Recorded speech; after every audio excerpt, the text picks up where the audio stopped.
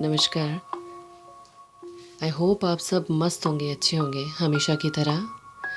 तो आज मैं आप सबसे एक बहुत ही प्यारी सी चीज़ शेयर करने जा रही हूँ कि सुकून जो हम सब लोग पीछे छोड़ते जा रहे हैं, जिस शब्द का वजूद हमारी ज़िंदगी में ख़त्म सा हो गया है, वो कैसे पाएं।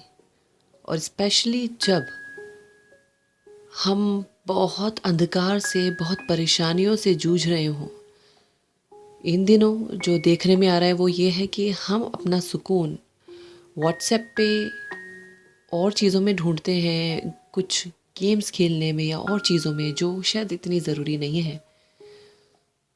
पर वास्तविकता अगर आप देखें और मैं आपको बताऊं अपने अपने पर्सनल एक्सपीरियंस से, वो इस तरह से है कि असली सुकून तो नेचुरल चीज़ों में है।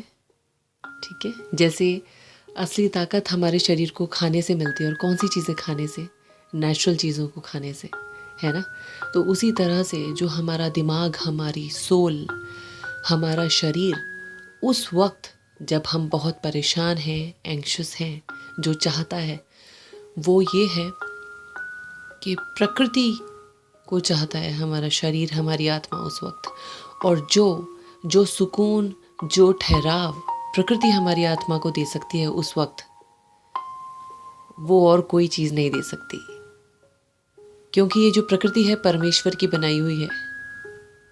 ये धूप, छाँव, पक्षियों की आवाज़ें, पानी की आवाज़, पानी के झरने की गिरने की आवाज़ें।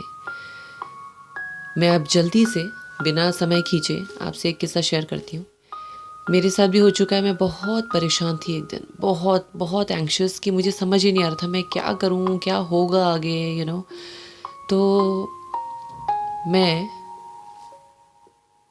पास ही एक गार्डन में जाके बैठी। प्यारे प्यारे से फूल खिले हुए थे, थोड़ी सी छाँव थी और इतनी साइलेंस थी कि हवा की आवाज़ और पक्षियों की आवाज़ों के अलावा कुछ नहीं सुनाई दे रहा था। और वो जो हवा गुजर रही थी वो मुझे छू के गुजर रही थी, और ऐसा लग रहा था कि वो हवा नहीं, मानिए प्रकृति और ये जो परमात्मा है वो मुझे छू कर, मुझे सहलाकर बोल रहे हैं कि डोंट वरी, सब ठीक होगा, हम तुम्हारे साथ हैं।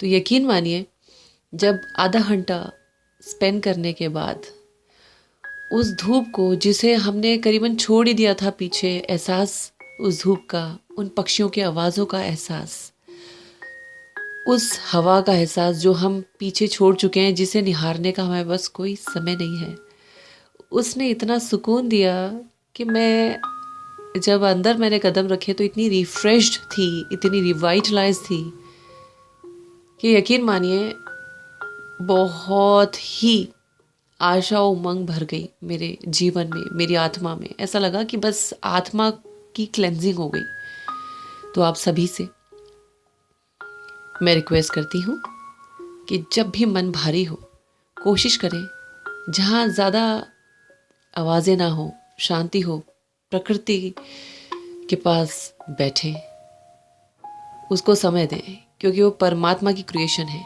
क्यों हम परमात्मा को यहाँ वहाँ ढूंढें जब वो हमारे करीब है, अपनी क्रिएट करी गई चीज़ों के द्वारा। तो क्यों ना उन चीज़ों से हम वो एहसास पाएं, उस परमात्मा का थोड़ा सा आशीर्वाद पाएं और वो प्रेम पाएं।